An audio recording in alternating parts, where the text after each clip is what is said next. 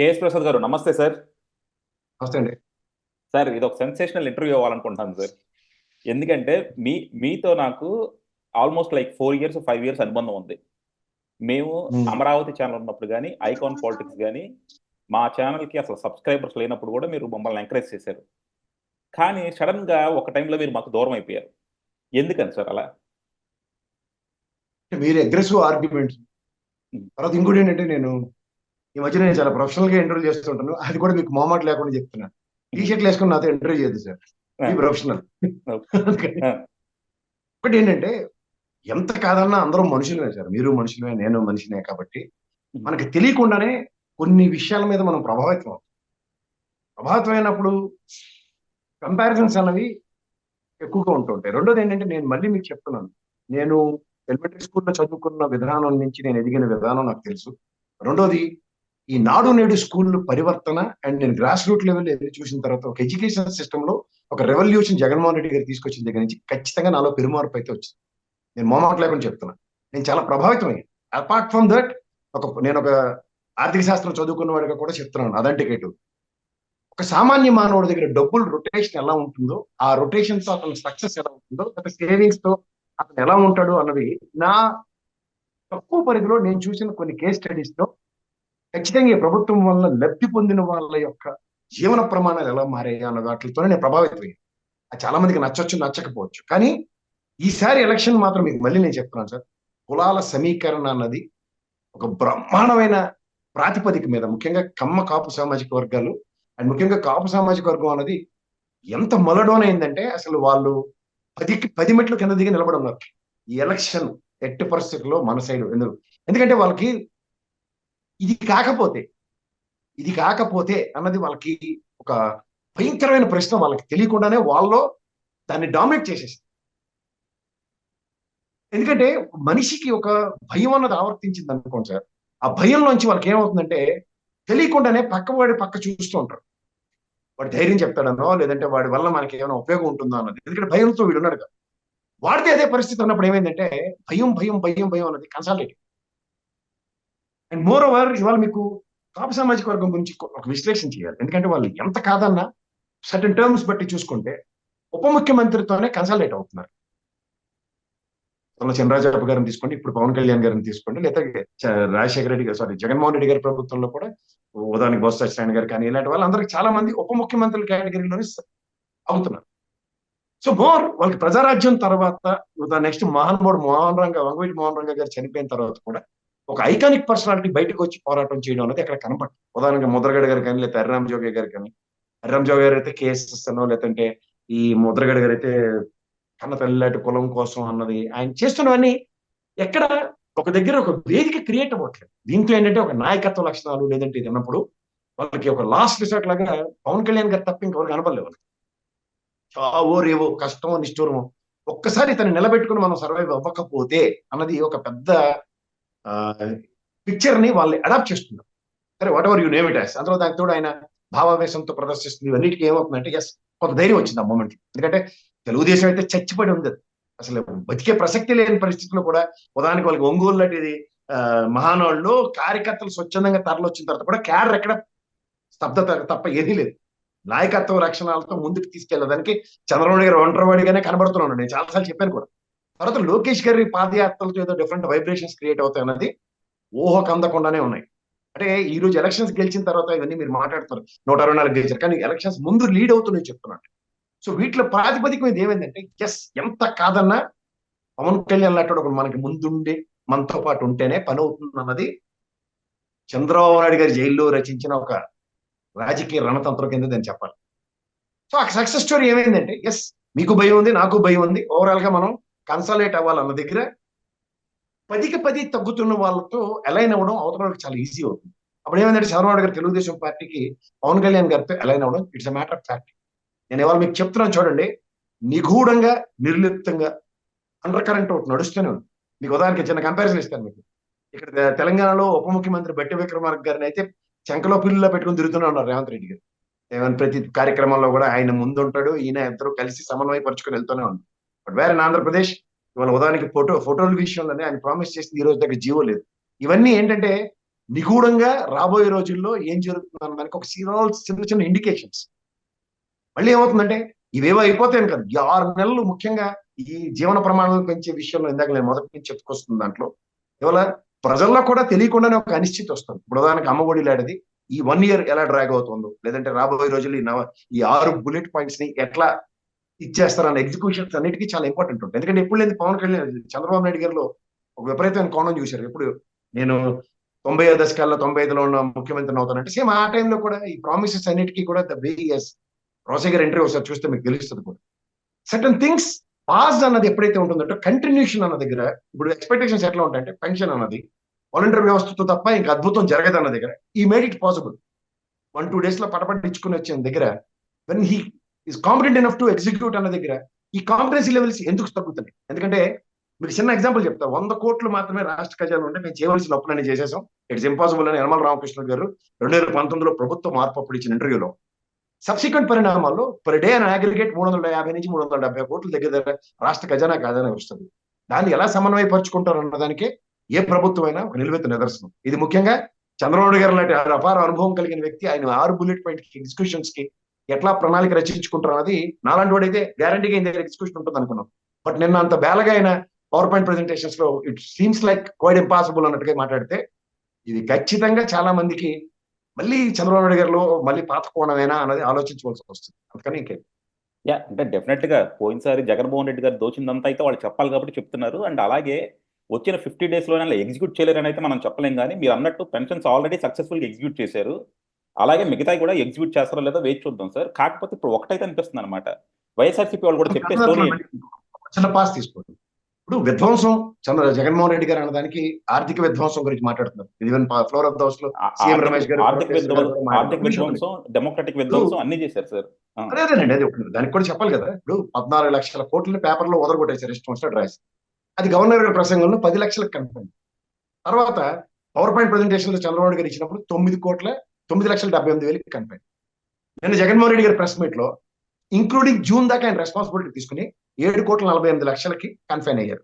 నేను ఒక ఆర్థికవేత్తగా ఆర్థిక శాస్త్రం చదువుకుని, ఆర్థికవేత్త అన్న మూత మాట్లాడింది సార్, ఆర్థిక శాస్త్రం చదువుకుని నేనైతే కంటిన్యూస్ గా RBI, FRBM limits, number 2 parliament sessions లో ఆర్థిక మంత్రి ప్రవేశపెడుతున్న బడ్జెట్లు, అలాగే అసెంబ్లీ సెషన్స్ లో పార్లమెంట్ లోను అసెంబ్లీతో సమన్వయపరుచుకుని పెడుతున్న బడ్జెట్లు, గ్రాంట్లు, వాటి వినియోగాలు, తర్వాత తీసుకుంటున్న అప్పులు, వీటి మీద నేను కూడా నిరంతరం పరీక్షిస్తూనే ఉన్నాను. అంటే ప్రతి ఇన్ఫర్మేషన్ నా దగ్గర ఉంది. ఇవాళ జగన్మోహన్ రెడ్డి గారు చెప్పిన 7,48,00,000 దగ్గర నుంచి చంద్రబాబు నాయుడు గారు చెప్పిన 9,48,000 డిఫరెన్స్ లో 2,26,000 కోట్లు అంటే ఆల్మోస్ట్ అగ్రిగేట్ ఒక రాష్ట్ర బడ్జెట్. Is it possible? అంకెల్లో దొరకకుండా ఒక రాష్ట్ర బడ్జెట్ డబ్బులు తీసుకోవడం ఇజ్ ఇట్ పాసిబుల్? అవి ఎందుకంటే వాస్తవానికి దగ్గరగా ఉన్నాం, దూరంగా ఉన్నాం అని మాట్లాడాలి. ఎందుకంటే ఈ రోజు తీసుకుంటే ఏ రుణమైనా సరే ప్రజలకు ఖచ్చితంగా తెలియవలసిందే. మనకి రుణాలు తీసుకోవడానికి కేంద్ర ప్రభుత్వానికి ఆధీనంలో ఉన్న బ్యాంకులు కానీ, లేదంటే గౌరవ ప్రపంచ బ్యాంక్ కానీ, లేదంటే ఏషియన్ మార్కెంటైల్ బ్యాంకులు లాంటివితో తప్ప మీరు జర్మనీలో ఉన్నారు, ఎన్ఆర్ఐ కూటమంతా కలిపి చంద్రబాబు గారికి సపోర్ట్ చేస్తారు, ఇంత లోన్ ఇస్తారన్నా అది ప్రాక్టికల్ గా పాసిబుల్ కాదు సార్. మళ్ళీ మీకు చెప్తున్నా, ఈవెన్ జర్మన్ గవర్నమెంట్ తో మీరు నెగోషియేట్ చేసినా సరే minister of home affairs involvement లేకుండా రాష్ట్ర ప్రభుత్వం కూడా అప్పు తీసుకోవడానికి క్వైట్ ఇంపాసిబుల్. ఆ పడదానికి అయితే బ్రిటిష్ ప్రధానమంత్రి గారు మన ఆంధ్ర పౌరుడే, భారతీయుడే, కానీ నెగోషియేషన్స్ లో మనం ఏమైనా తెచ్చుకోగలిగామా?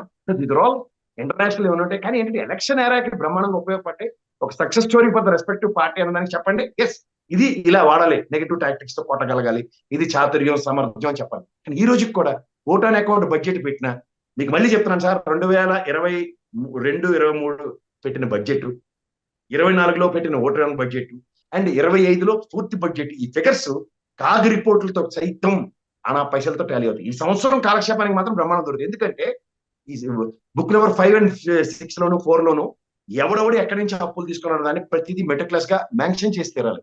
ఇది ప్రజల్లో చర్చనీయాంశం తీరితే నిన్న బడ్జెట్ పెట్టుంటే ఫుల్ ఫ్లెడ్జ్డ్ బడ్జెట్ ఇవాళ ఫ్యాక్టోరియల్ ఫిగర్స్ అన్ని ఇలా వచ్చింది, జగన్మోహన్ రెడ్డి గారు రైటా, చంద్రబాబు నాయుడు గారు రైటా అని. కానీ ఈ రోజు ఒక హైపోథికల్ గా మనకి ఇంకో సంవత్సరం బడ్జెట్ పెట్టేదాకా ఒరిజినల్ ఫిగర్స్ కాకుండా నేను చెప్పిన మీరు ఖచ్చితంగా నమ్మరు, మీరు చెప్పిన నేను ఖచ్చితంగా నేను నమ్మను, అలాంటి పరిస్థితి తప్ప ఇంకేం లేదు.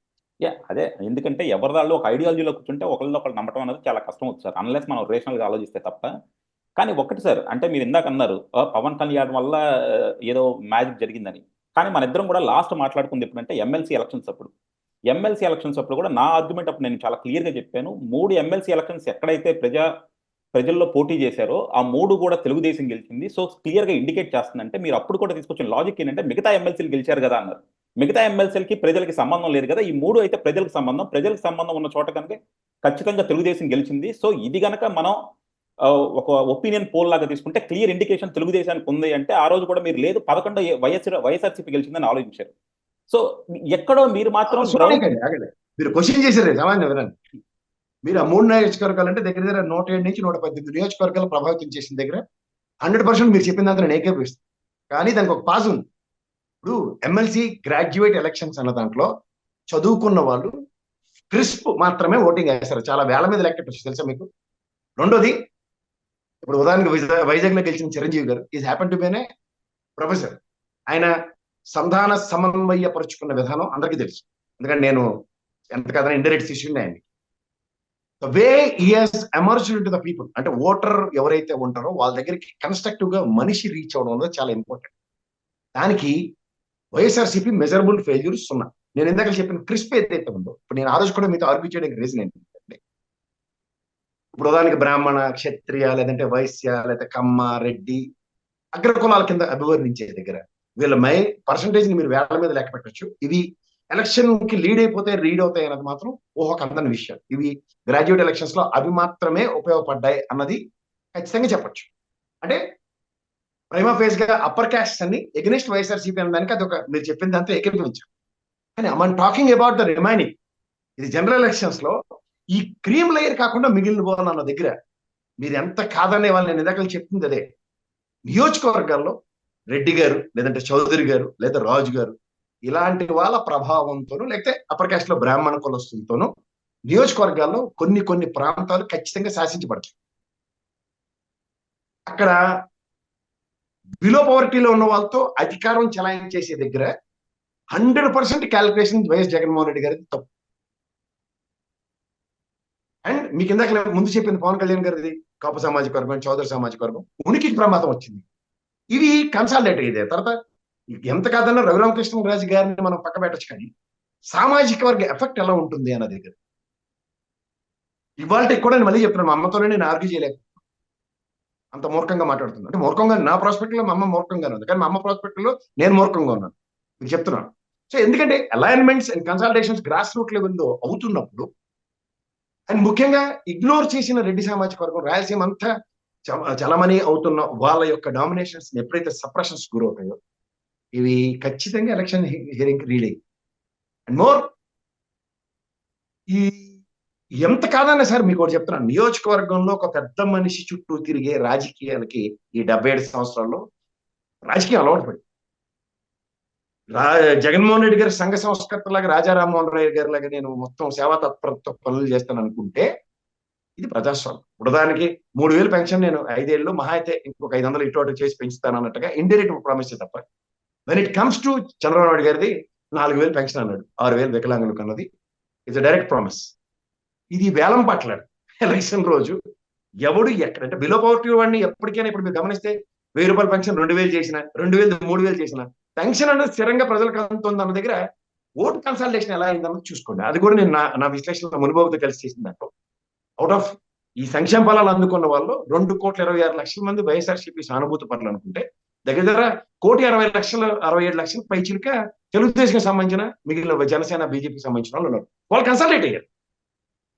ఇప్పుడు ఈ 2,26,00,000 మంది నెక్కచ్చిగా వేశారని నేను చెప్పలేను, ఎందుకంటే వీళ్ళు 4,000 పెన్షన్ హీల్డ్ అయ్యే వాళ్ళు ఉంటారు, వికలాంగులు ఉన్న వాళ్ళు 6,000 పెన్షన్ హీల్డ్ అయిన వాళ్ళు ఉంటారు. సో దీన్ని మనం సమన్వయపరచుకోవడంలో దిస్ క్యాల్కులేషన్ మోర్.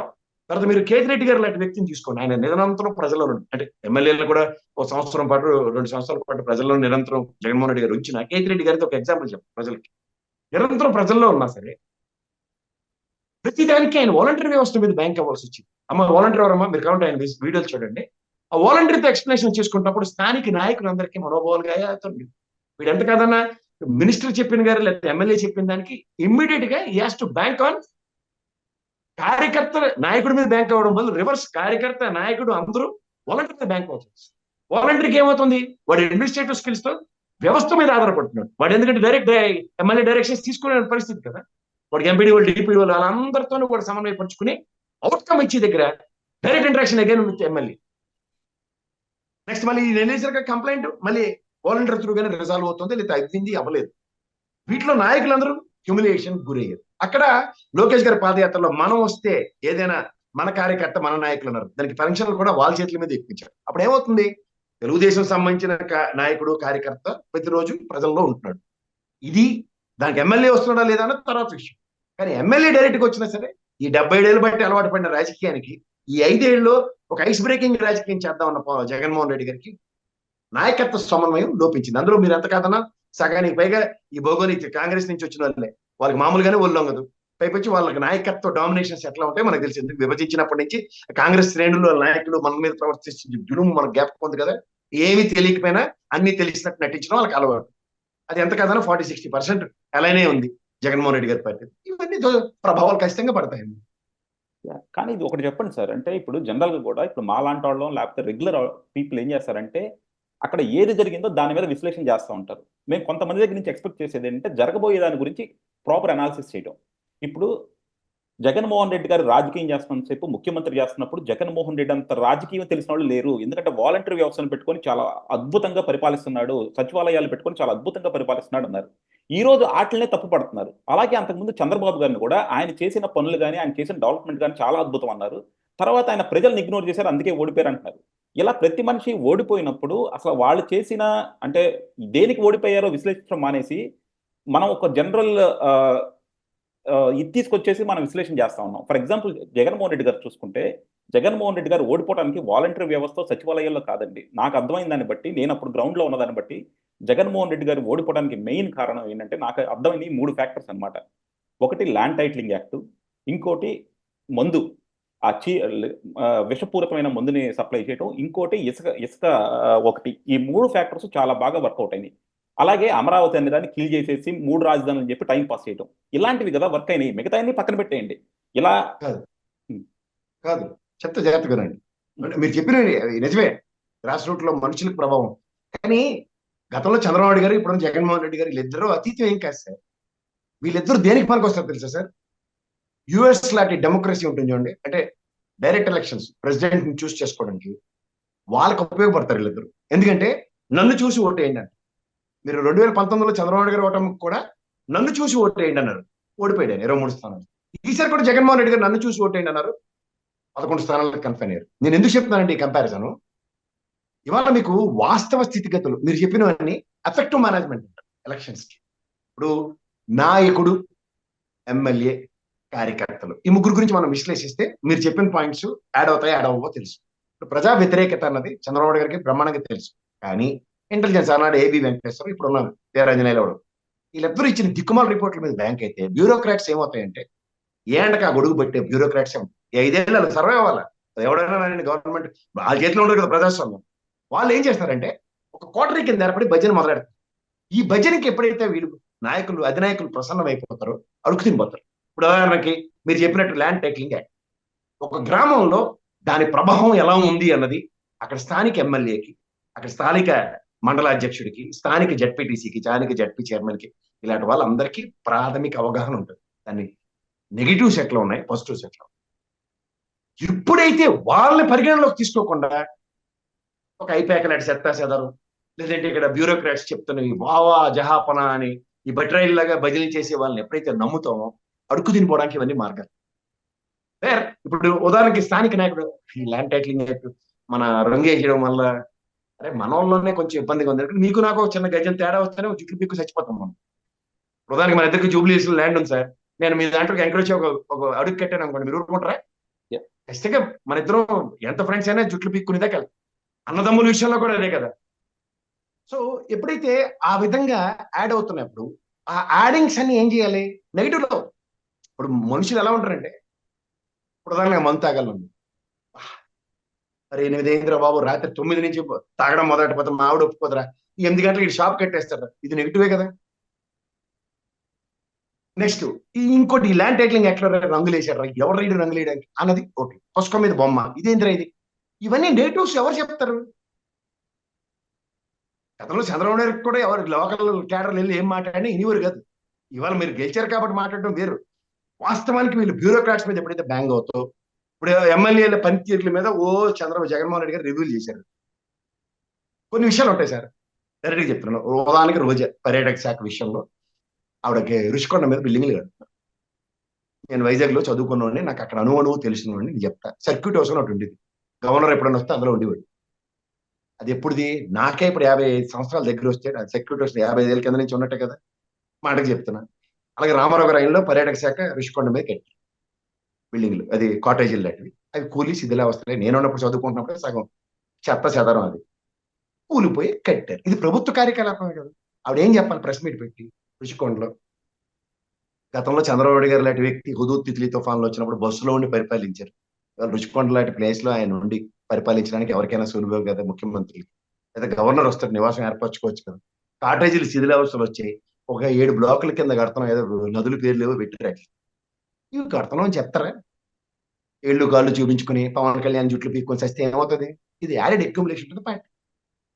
అలాగే అంబటి రాంబాబు, లేకపోతే నాని గారు, ఇలాంటి వాళ్ళు అందరూ సామాజిక వర్గం డిమార్కులు చేసుకుని తిట్టుకుంటూ కూర్చుంటే, అరే పోలవరం ప్రాజెక్టు మీద అంబటి రాంబాబు లాంటి ప్రెస్ మీట్ పెట్టి, నిజమే అది కేంద్ర ప్రభుత్వానికి సంబంధించింది, వచ్చేసాం ఏ చెప్పు చావాలి. లేదంటే వెలుగొండ ప్రాజెక్టు కట్టాం, ఇది మా రాష్ట్ర ప్రభుత్వ సక్సెస్, ప్రాజెక్టులు ఈ విధంగా నింపుతున్నాం. ఉదాహరణకి రాయలసీమలో ఈ విధంగా ఇవేవి చెప్పారా? అండ్ సేఫ్ పవన్ కళ్యాణ్ వాళ్ళు ఏం చేశారంటే సార్, మీ గతంలో తినండి తెలుగుదేశంకి పింక్ డైమండ్ ఇలాంటివన్నీ ఒక ట్రాప్ వేస్తే కోటిపెట్టలో దొరికి గిలగలు కొట్టుకుని 23 స్థానాలకు పరిమితి. వాళ్ళు ఏం చేశారు ఈసారి? పవన్ కళ్యాణ్ గారిని ప్లాన్ చేశారు. 40 సంవత్సరాల పైచీలకు ప్రస్థానం ఉన్న తెలుగుదేశం లాంటి పార్టీ విషయాలు ఎక్కడ చర్చనీయాంశాలు కానివ్వకుండా పవన్ కళ్యాణ్ చుట్టూ ఆటలాడుకుని తిరిగింది. ఏం వేస్ట్, కాలక్షేపమే కదా. నిజంగా వాళ్ళు ఏం చేశారో ప్రజల్లోకి వచ్చి చెప్పుకుంటే బ్రహ్మాండంగా ఉందాం, చెప్పరు. ఈజీ కదా. దానికి తెలియదు యూట్యూబ్ లో కూడా ఎలా తయారంటే పవన్ కళ్యాణ్ గారి టాపిక్ మాట్లాడగానే వాళ్ళకి లక్షల్లో వ్యూలు, ప్రతి ఒడు తగులుకొని. ఇప్పుడు దానికి మాకు దరిద్రం ఎక్కడ వచ్చింది తెలుసా సార్? నేను నా విశ్లేషణలో ఏ రోజు ఆయన పర్సనల్ గా నేను మాట్లాడలేదు, కానీ వాళ్ళందరికీ ఏంటంటే నేనేదో మాట్లాడాలి. హెడ్డింగ్లు ఉంటాయి, దిక్కుమాల హెడ్డింగ్ యూట్యూబ్ లో. నేను మీకు వీడియో చేసి వెళ్ళిపోతా, మీరు ఏం హెడ్డింగ్ పెట్టారో నాకు తెలియదు. దానికి కింద పేటీఎం గారు అంటారు, అమ్ముడు పోయాడు అంటాడు, ఆడికి వెళ్ళిపోయాడు వీడికి వెళ్ళిపోయాడు అని తిడుతూనే ఉంటారు. కానీ ఒక్క యూట్యూబ్ కూడా నాకు వచ్చి వీళ్ళు ప్రసాద్ గారు మాకు ఇన్ని సంవత్సరాల తర్వాత ఉపోద్ఘాతాలు చెప్పారు, వీడు పేటీఎం గారు కాదు, ఆయన ప్రొఫెషనల్, ఆయన పరిస్థితి ఎవడని చెప్పినాడు ఉన్నారంటే ఒక్క నా రెస్క్యూకి రాలేదు ఈ రోజు. కానీ తిట్లు మాత్రం చెవుల నుంచి రక్తాలు కలిగి ఉంటాం. అలాగే ప్రభుత్వ అధినేతలు కూడా చంద్రబాబు నాయుడు గారు అవనండి, నాలాటోడే ఆఫ్టర్ ఆల్ అండి, అటు చంద్రబాబు నాయుడు గారు అవనండి, అసలు జగన్మోహన్ రెడ్డి గారు అవనండి, ఒక దృక్పథం ఉంటుందండి. వాళ్ళ ఆ దృక్పథంతో కొన్ని పనులు చేయడానికి ఒక ఎగ్జిక్యూషన్ ఫామ్ లో ఉంటుంది. ఇప్పుడు మనకి కొత్తగా సీఈఓ వస్తారు మన కంపెనీలో, కార్పొరేట్ సెక్టర్స్ లో. గత మొనాటం బ్రేక్ చేస్తే కొత్త మొనాటం సృష్టిస్తారు. నేను మాకు ఎగ్జాంపుల్ ఒకటి చెప్తాను. మా కంపెనీలో సీఈఓ కొత్త అపాయింట్ చేస్తే స్వీడన్ నుంచి డెన్మార్క్ నుంచి మాల్మోకి వెళ్ళడానికి మధ్యలో రివర్ ఏదో ఉంటుంది, మనకి వరల్డ్ మ్యాప్ ఇలా పెట్టుకున్నాం అనుకోండి, దాంట్లో ఎలా ఉంటుంది జస్ట్ ఇంత. అక్కడ మా మ్యాప్ చూపించి ఇంతే కదా దూరం, 10 నిమిషాలు వెళ్ళిపోవచ్చు. సో అలాంటి కామెడీలు చూస్తున్నా నేను చెప్తుంది ఏంటంటే, వీళ్ళు ఎగ్జిక్యూషన్స్ లో ప్రాబ్లం వచ్చినప్పుడు ల్యాండ్ టైటిలింగ్ యాక్ట్, ఇప్పుడు కొన్ని ఇండికేటర్స్ ఉంటాయి. జగన్మోహన్ రెడ్డి ఇది ల్యాండ్ టైటిలింగ్ యాక్ట్ మీద ఎంత నెగిటివ్ అవుతుంటే బీజేపీ ఎందుకు గమనం ఉన్నాడు? ఇండికేషన్ ఏంటి సార్? ఇది మీరు నా 200 కోట్ల ప్రాజెక్ట్ తగలబెట్టిన ఎత్తిమే పెట్టారు, ఇది పైలట్ ప్రాజెక్ట్ కింద ఆంధ్రప్రదేశ్ చేస్తున్నాం. దీనికి ఇంటర్లింక్ ఎలా ఉంది? 50 సంవత్సరాలు ఇంట్రెస్ట్ ఫ్రీ లోన్ ఉంది, తెలుసా మీకు? అందుకే జగన్మోహన్ రెడ్డి చేసేట్టు. ఇప్పుడు ఏమవుతుంది? సక్సెస్ స్టోరీ చంద్రబాబు నాయుడు గారు. ఇప్పుడు అభివృద్ధి 4 పోర్ట్లు కడుతున్నారు, 10 ఫిషింగ్ ల్యాండింగ్ సెంటర్స్ ఉన్నాయి, నెక్స్ట్ ఫిషింగ్ హార్బర్లు కడుతున్నారు. ఇది ఎంత ట్రేడింగ్ అవుతుంది సార్? మనకి కోస్టల్ కారిడార్ గురించి పకోడి కబుర్లు చెప్తుంటారు కదా వీళ్ళందరూ.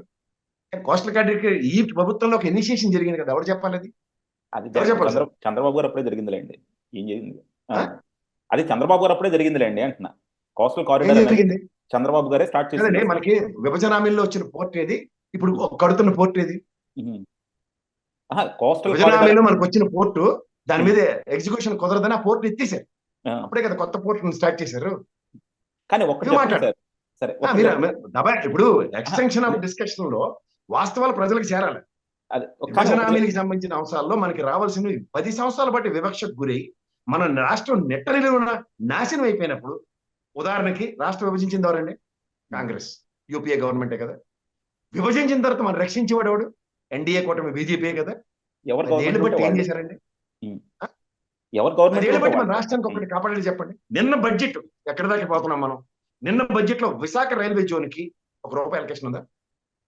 అయితే గత బడ్జెట్ లో అలొకేషన్స్ ని జస్టిఫై చేస్తున్న బడ్జెట్ ఇది. పోలవరంకి ₹1 నిధి గ్రాంట్ చేశారండి. మనం 15,000 కోట్లు వరల్డ్ బ్యాంక్ నుంచి లోను లేదు మర్కంటైల్ బ్యాంకుల నుంచి తీసుకుంటామని చెప్తున్నారు. Very good. మర్కంటైల్ అంటే ఏషియన్ మర్కంటైల్ బ్యాంక్. దీనికి వెనకాల జరిగింది ఎవరైనా తెలుసా? చంద్రబాబు గారు లాంటి మహానుభావుడు నోరిప్పాలి గ్యారంటీగా. ఎందుకంటే అమరావతి ప్రాజెక్ట్ డెవలప్మెంట్ కి వరల్డ్ బ్యాంక్ కి లోను అడిగితే రిజెక్ట్ చేసింది మనకి చంద్రబాబు గారి ఆయనలో. అప్పుడు ఈ పూచీకత్తు ఎందుకు ఇవ్వలేదు సార్ ఎన్డీఏ గవర్నమెంట్? ఇవాళ పూచీకత్తు ఇచ్చి 15,000 కోట్లు అప్పు ఇప్పిస్తారు 30 సంవత్సరాలకి. మళ్ళీ పార్లమెంట్ హౌస్ లో నిర్మలా సీతారామన్ అచ్చని పచ్చపూసలా మాట్లాడుతూ క్యాపిటల్ క్యాపిటల్ క్యాపిటల్ అంటుంది. ప్రెస్ మీట్ లో తెలుగు వచ్చి కాబట్టి హెచ్చమాట అమరావతి గురించి మాట్లాడతారు. ఫ్లోర్ ఆఫ్ ద హౌస్ లో మాట్లాడితే శాంక్చుటీ ఉంటుందా? ప్రెస్ మీట్ లో మాట్లాడుకుంటారు శాంక్చుటీ ఉంటుంది? మీరు చెప్పండి ఒకసారి నాకు. అక్కడ కూడా చెప్పారు కదా సార్ చెప్పండి సార్. క్యాపిటల్ కోసం అని. రాజధాని లేని రాష్ట్రం అని అవమానం చేసింది ఎవడ మనకి 10 సంవత్సరాలు బట్టి. పోని ఎంత కాదన్నా అవమానం ఏంటి సార్? అది నిజం కదా, రాజధాని లేకుండా జగన్మోహన్ రెడ్డి చేశాడు కదా సార్, అందులో అవమానం ఏముంది చెప్పండి. గాబరపడతారు దేనికి? కావాలి విన్నప్పుడు నేను విశ్లేషకుడిగా పిలిచారా లేకపోతే నేనేమైనా అలాగే ఒక నిమిషం అలా కదండి. నిర్మలా సీతారామన్ 10 సంవత్సరాలు మనకి రాజధాని లేదండి. Very good. జగన్మోహన్ రెడ్డి గారు 10 సంవత్సరాలు పరిపాలించారా 5 సంవత్సరాలు పరిపాలించారా? 5 సంవత్సరాలు బట్టి రాజధాని లేదు ఒప్పుకుందాం. ఆయన చేయలేదు లేకపోతే దాన్ని పట్టించుకోవట్లేదు పక్కదిద్దాం. మొదట 5 సంవత్సరాలు చంద్రబాబు గారు ఇక్కడ నుంచి ఏంటిది విభజనలో సెక్షన్ 8 ప్రకారం తాళాలు పెడితే కదా అమరావతి తీసుకెళ్లి అక్కడి నుంచి పరిపాలన శాస చేశారు. దాన్ని ఆ పీరియడ్ ని గత ప్రభుత్వం అమరావతిని డిక్లేర్ చేసిన తర్వాత ఈ ప్రభుత్వం దాన్ని యాక్సెప్ట్ చేయలేదని మాట్లాడుతుందా? 10 ఏళ్ళు బట్టి రాజధాని లేని రాష్ట్రాన్ని మన రాష్ట్రాన్ని అవమానం చేస్తారు. పోనీ ఇప్పుడైనా ఎన్డీఏ కూటమిలో ఉన్నాం కాబట్టి అమరావతిని రాజధాని చేస్తామని ఫ్లోర్ ఆఫ్ ద హౌస్ మాట్లాడిందా? అవి ఇవన్నీ మీకు ఎందుకంటే మీరు ఇవాళ పొత్తుల్లో సఖ్యంగా ఉన్నారు కాబట్టి. గతంలో కొంప ముంచినోడు బీజేపీ వాడు, ఇప్పుడు కొంప ముంచుతుంది 5 సంవత్సరాలు జగన్మోహన్ రెడ్డికి ఎన్డీఏ. ఇప్పుడు 5 సంవత్సరాలు కూడా మళ్ళీ పునాదులు వేసుకుని ముంచబోతుంది కూడా. బడ్జెట్ లో రూపాయి అలొకేషన్ లేదు. ₹1 అలొకేషన్ మనకి ప్రాపర్ గా స్టేట్కి లేదు. వైజాగ్ స్టీల్ ప్లాంట్ ఏం చేస్తారో చెప్పరు. But we have to bow down hour head. దేనికండి సార్? మనం ఫెడరల్ సిస్టమ్ లో ఉండి రాష్ట్రాలకు అలొకేషన్స్ తెలంగాణతో పాటు మనకి ₹1 అలొకేషన్ లేకుండా ఏమండి ఎంత వివక్షకు గురి చేయవలసిన అవసరం వచ్చింది సార్? మన రాష్ట్రాలు ఏం పాపం చేసాం సార్ మనం? అంటే రాజకీయ పార్టీలు వాళ్ళకి అనుగుణంగా పవర్ కోసం ఎన్డీఏ ఎలానే అయిపోతే మనం తప్పని కొట్టుకుంటూ అప్ప వీళ్ళు చేసిన సార్ 11 రోజులు నిద్రాహారాలు మారేసిన పవన్ కళ్యాణ్ గారు రాష్ట్ర విభజనప్పుడు రాష్ట్రానికి ఇంత నిలువెట్టు వివక్షకు గురి చేస్తూ పాసిపోయిన లడ్లు అని చెప్పిన మొదటి వ్యక్తి అండి పవన్ కళ్యాణ్ గారు. I use to adore him. ఎందుకంటే వెన్ హీ హస్ స్టార్టెడ్ ఈ పాసిపోయిన లడ్ల దగ్గర నుంచి ఆయన పొత్తుకుపోయాడు బీజేపీతో. ఇవాళకి కూడా ఇంత వివక్షకు గురి చేస్తుంటే కూడా ఒక్క మాట మాట్లాడకుండా ఉంటే ఎందుకు ఊరుకోవాలి సార్? రాష్ట్ర విభజనప్పుడు మేము ఏం చచ్చామో మాకు తెలుసు సార్. మేము తెలంగాణ కూడా సమైక్య రాష్ట్రం పట్ల మాకున్న కన్సర్న్ లో మా ఉద్యమం ఏంటో మాకు తెలుసు. ఎంతంత డబ్బులు తీసుకెళ్లి ఎవడోడు యదాన పోసిన లెక్కలతో సైతం ఉన్నాను నా దగ్గర. తమాషాలుగా ఉంది ఒక్కొక్కడికి. వీళ్ళ మాట్లాడుతుంటే మనం వినాలా? వీళ్ళు ముసుగులు వేసుకొని కాంగ్రెస్ నుంచి తెలుగుదేశానికి ఓడేమో వైఎస్ఆర్సీపీలో జాయిన్ అయిపోతే వీళ్ళందరూ అత్యంత మహారాజులు. అప్పప్ప వీళ్ళు పెట్టేది భిక్షలకి మనం బడి ఉండాలా? ఊరుకుంటున్నామనా? కొంతమంది జడ్డోలు నడిపబట్టి ఈ ఉద్యమాలు ఇలా ఏడుస్తున్నాయి. అసలు నిజంగా నిజమైన ప్రజా సంఘాలు నెట్ట నిలబడితే ఎవడు మౌనం తీసుకుని బయటకు వచ్చే దమ్ము ధైర్యం కూడా ఉండదు. అంటే ఊరుకుంటున్నామన్నా సార్? ఎన్నాలండి ఈ వివక్షకు గురి చేస్తూ మీ రాజకీయ అవసరాలకు పొత్తులు పోతారా? దానికేమో మాకేమో వైఎస్ఆర్సీపీ లేదా తెలుగుదేశం అల్లప్పుడు మాట్లాడేవాడు ఇప్పుడు మాట్లాడట్లేదట. ఏంటండి ఇది? రాష్ట్ర ప్రయోజనం గురించి మాట్లాడంటే అబ్బా సూపర్ సార్. అంటే మీరు అన్ని ఇంత విశ్లేషణ చేస్తున్నారు. ఇందాక కూడా చెప్పారు, ప్రభుత్వంలో ఉన్నప్పుడు జగన్మోహన్ రెడ్డి అయినా చంద్రబాబు అయినా సరే వాళ్ళకి నిజాలు తెలియవు, సో ఈ కోటరీని నమ్ముకుంటారని. కానీ వాళ్ళు నమ్ముకుంటే పర్లేదు సార్. ఇప్పుడు మీలాంటి వాళ్ళు అంటే జనరల్గా పబ్లిక్తో కూడా చాలా కాంటాక్ట్లో ఉంటారు. మీరు కూడా మొన్న తెలంగాణ ఎలక్షన్స్ చూసుకున్నా ఆంధ్ర ఎలక్షన్స్ చూసుకున్నా సరే రెండిట్లోనూ కూడా మీ మీ మీ అంచనాలు తప్పైనాయి కదా. అంటే మీలాంటి వాళ్ళు కూడా అవగాహన లేక అంటే కరెక్ట్ ప్రజల్లో ఉన్న నాడిని పసిగట్టలేకపోతే అసలు ప్రజలకు దూరంగా ఉన్న రాజకీయ నాయకులు ముఖ్యమంత్రులు ఎలా పసిగడతారు అనుకుంటాం? నేనే నా ప్రాథమిక అంచనాలు ఏం తప్పలేదు సార్. మీకు మళ్ళీ నేను చెప్తున్నా, అంటే తెలంగాణలో కూడా మీరు ఒక నిమిషం కాబట్టి నన్ను అడిగారు కదా, వినండి ఒక నిమిషం. ఇప్పుడు మీరు ఆంధ్రప్రదేశ్ లో మొన్న జరిగిన ఎలక్షన్ ఏంటి? కాపు చౌదరి సామాజిక వర్గాలు రెండు ఇలాగా ఎలానే సక్సెస్ స్టోరీ. ఇక్కడ తెలంగాణలో కూడా ఖమ్మం, నల్గొండ, మహబూబ్ నగర్, వరంగల్ ఈ 4 జిల్లాల్లోనూ రెడ్డి సామాజిక వర్గం ఏకతాటి మీదకి వచ్చింది. గతంలో చెట్టుకోడు పుట్టుకోడు ఉండేవాడు. మీకు దీనికి ఉదాహరణ కూడా ఆయన ఎవరండి, మన జగదీశ్వర్ రెడ్డి కూడా ఇవాళ తెలంగాణలో అక్కడ గెలిచాడు బీఆర్ఎస్ పార్టీ. రెండోది 25 క్యాండిడేట్ల యొక్క మెజారిటీలో ఒకసారి చెక్ చేయండి కాంగ్రెస్ పరంగా గెలిచిన వాళ్ళు. తెలంగాణలో. మీకు ఇంకోటి నా విశ్లేషణలు మీరు జాగ్రత్తగా వింటే కేసీఆర్ గారికి మాత్రమే కన్సర్న్ ఉంది ఇక్కడ. వాళ్ళ అబ్బాయికి అల్లుడికి వాళ్ళ మాటలతో ప్రభావితం అయిపోతాను ఇంపాసిబుల్. రెండోది, మీరు అంచనాలు తప్పే అంటున్నారు చూడండి. ఎలక్షన్స్ లో దక్షిణ తెలంగాణలో ఎప్పుడు తెలంగాణ వీకే. నేను ఇందాక చెప్పిన 4 జిల్లాలు. వీళ్ళకి ఏంటంటే కాంగ్రెస్ నుంచి టీడీపీ నుంచి పారాచూట్లు వేసుకొచ్చి బీఆర్ఎస్ లో జాయిన్ అయిపోతే వాళ్ళతో మనం ముందుకెళ్ళిపోతామని బ్రహ్మాండంగా ఉందనుకుని కుషామతగా కూర్చున్నాడు ఆయన. సెకండ్ స్టెంట్ లీడర్స్ ని ఒరిజినల్ గా కమిట్మెంట్ ఉన్న తెలంగాణ శ్రేణుల్ని పరిరక్షణ చేసుకోలేకపోయాడు. మూడోది, ఎప్పుడైతే ఇప్పుడు తెలుగుదేశం ఇక్కడ రీవ్యాంప్ అయింది అనుకోండి సార్ తెలంగాణలో, ఏమవుతుంది? ఇదే గాంధీ గారు ఇవాళ కాంగ్రెస్ లో జాయిన్ అయ్యాడు, గతంలో బీఆర్ఎస్ లో ఉన్నాడు, అలా టక్కన మళ్ళీ తెలుగుదేశంకి వస్తుంది. ఎగ్జాంపుల్స్ చెప్తున్నా.